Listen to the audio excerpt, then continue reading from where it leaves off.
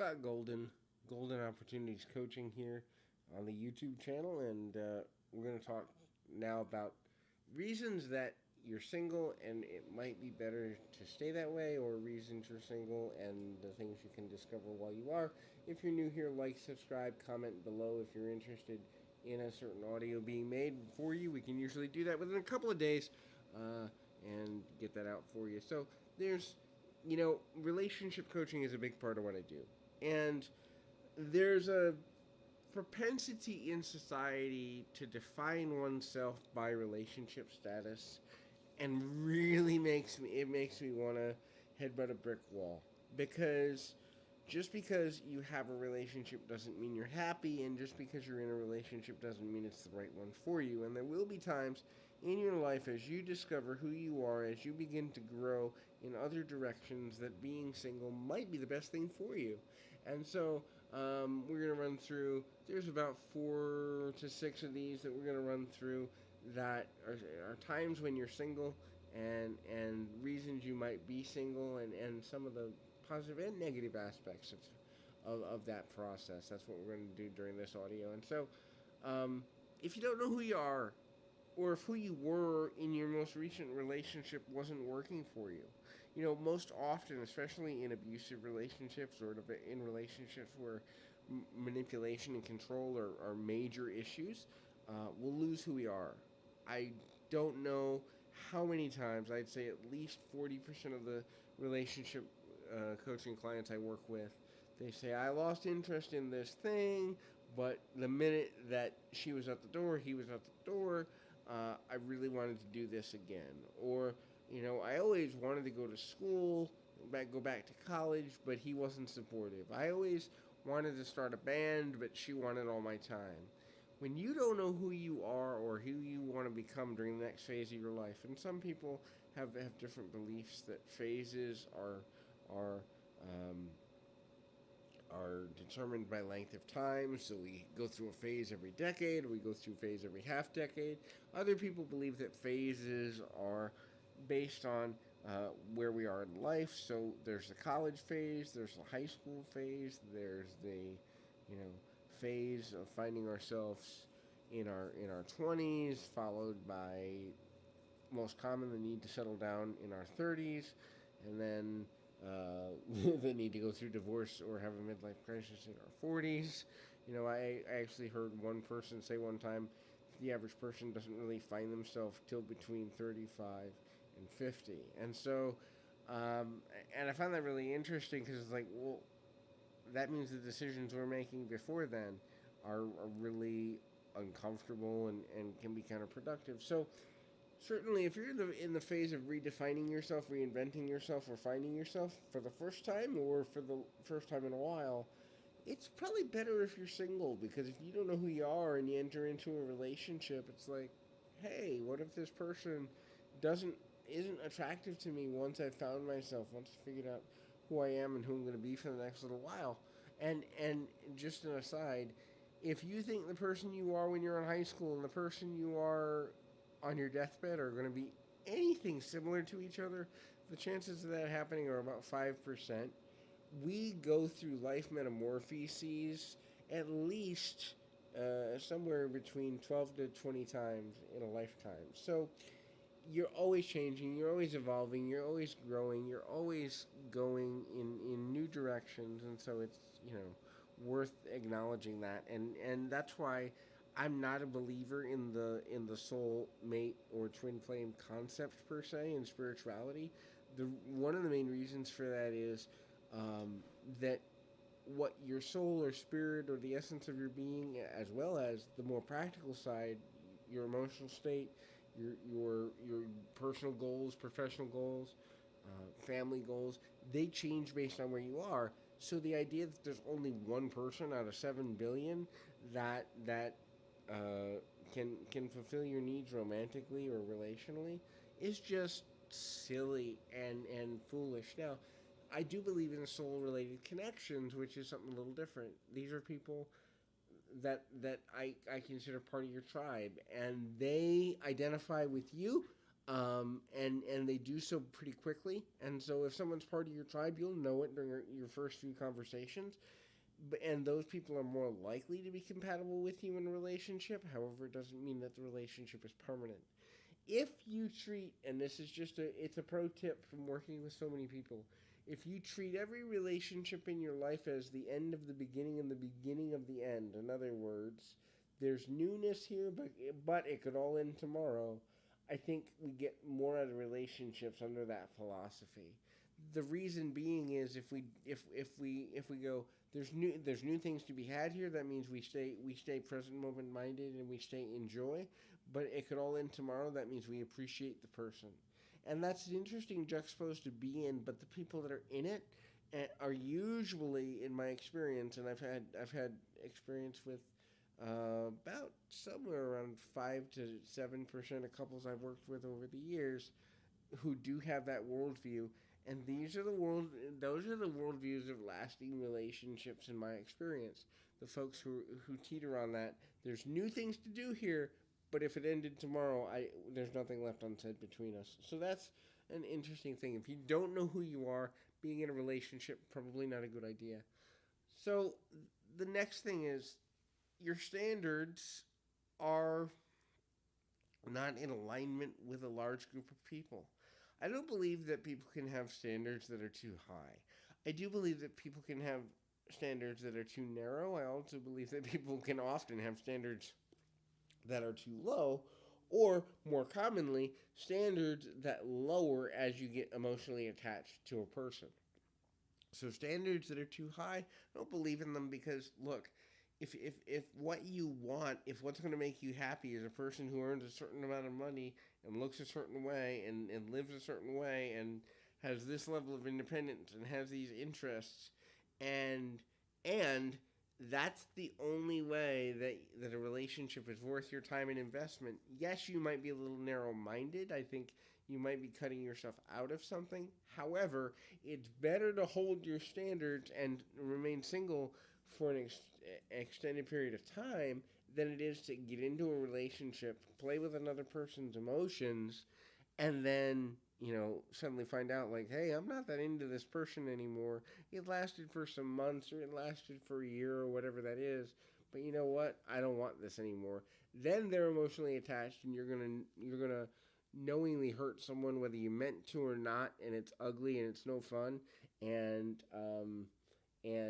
it's really really just uncomfortable. um, So if you are being told your standards are too high, ignore that. You might want to reevaluate them and go, what's the likelihood that I'm going to find what I need? What's the likelihood that I'm going to find a person who fits these standards?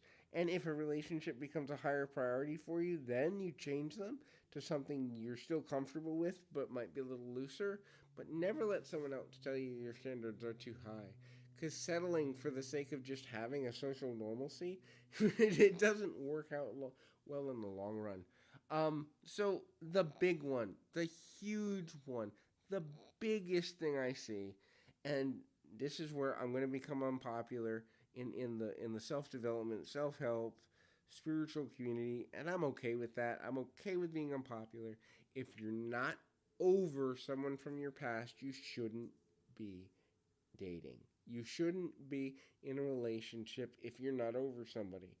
And the reason I say this is two things. Number one, it's unfair to the person, right? They're in the shadow of playing with of playing to an audience that they can't even see, and they're playing to the shadow of the person that they've never met. They don't know your history, they don't know your experience. And if that means you have to stay single for several months or even several years, then do so because you want to be authentic in the relationships you do have. Secondarily, and this is where I have a viewpoint from personal experiences, many of them in fact, and some of them personal to me, as in both of my biological parents. I call them biological because that's my only connection with them, because they were highly abusive. So I can't call them parents because they really weren't, but biology I can't deny. Both of them went through life experiences in interpersonal and romantic relationships, one a betrayal and one a death, that fundamentally changed who they were and changed how they saw the world.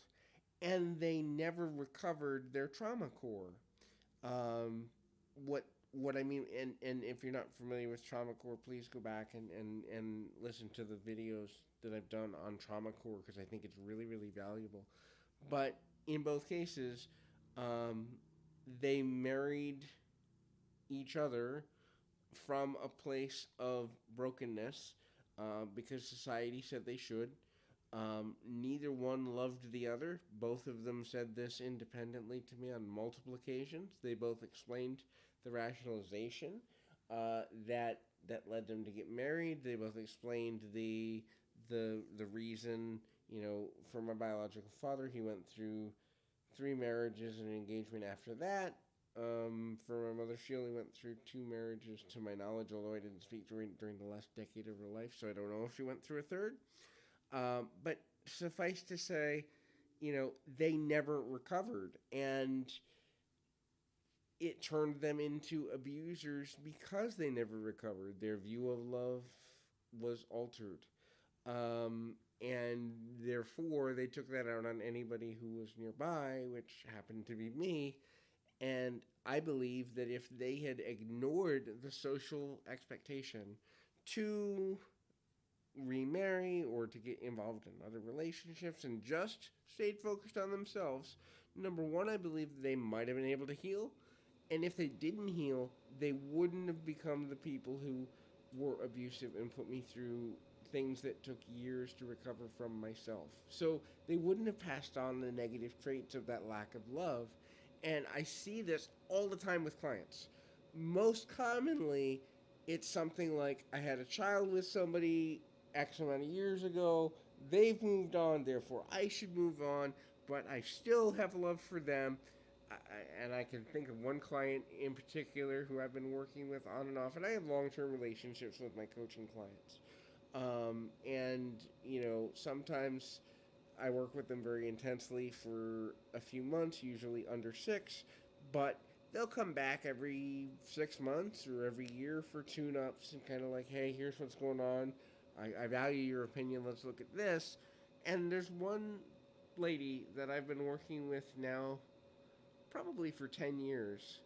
And sadly, and she acknowledges it, she knows it, and she knows she's unwilling to change it, but she's still stuck on her ex-husband 10 years later. And every time I talk to her, it comes up. It's like, you've been married and divorced since then.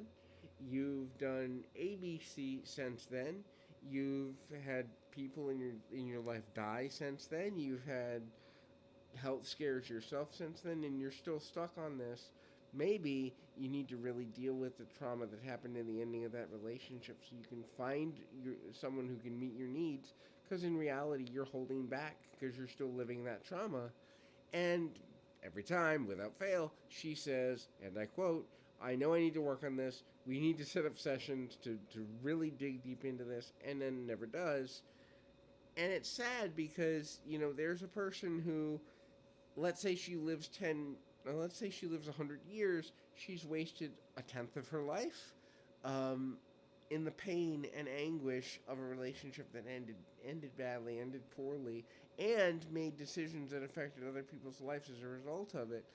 I've seen this happen I had a client not too long ago who was 20, let's say early 20s, on her third marriage in her early 20s because she was just reliving the same pattern.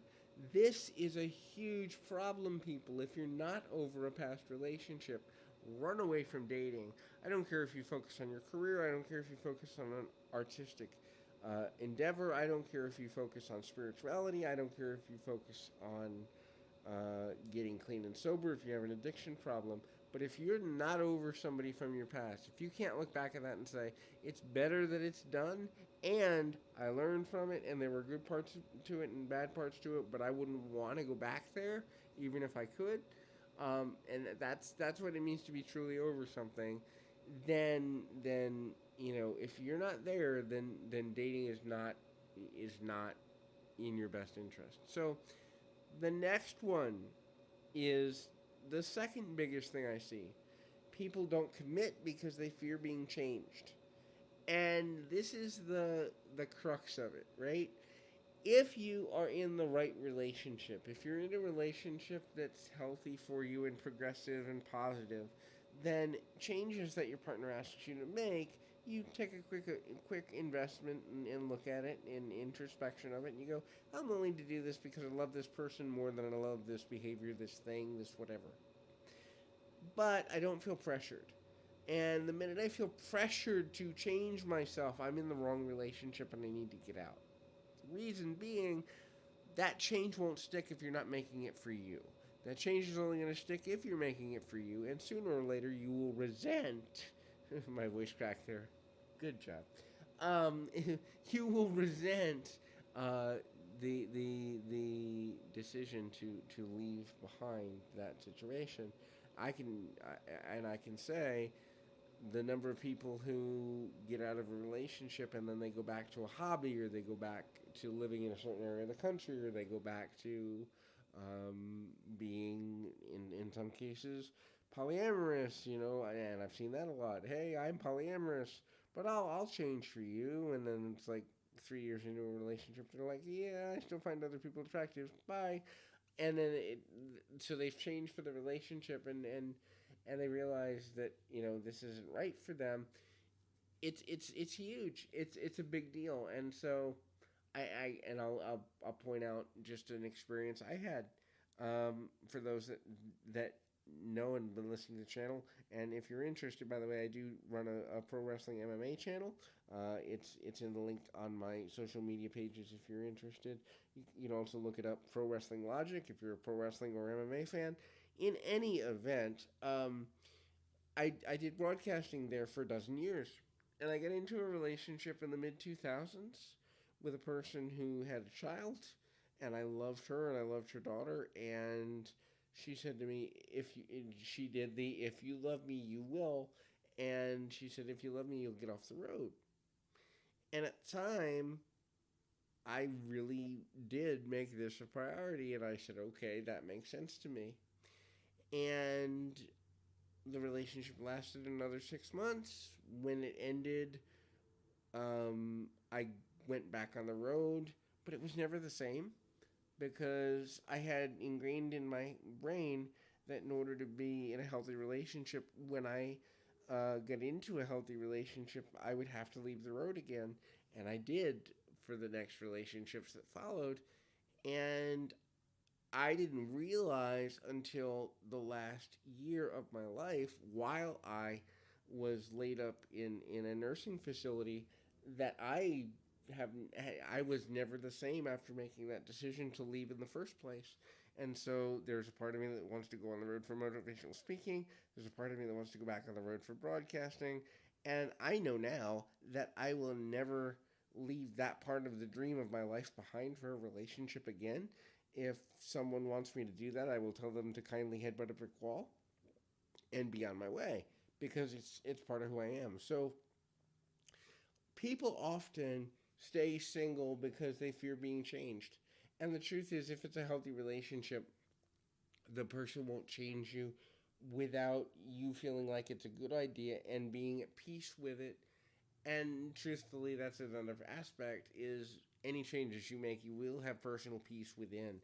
There's a couple more things here I want to go over real quick, and that is having a relationship. Many people stay single because having a relationship isn't a priority. Um, that's the situation that many clients find themselves in. And then what happens is social pressure from family and friends causes them to go out dating again just to be socially normal, whatever the heck that is. And then it's like, wait a minute, this doesn't fit with where I was going. And so they get involved in relationships that don't last, or they get involved in relationships they don't put time into, and it gets chaotic and unfriendly and uncomfortable.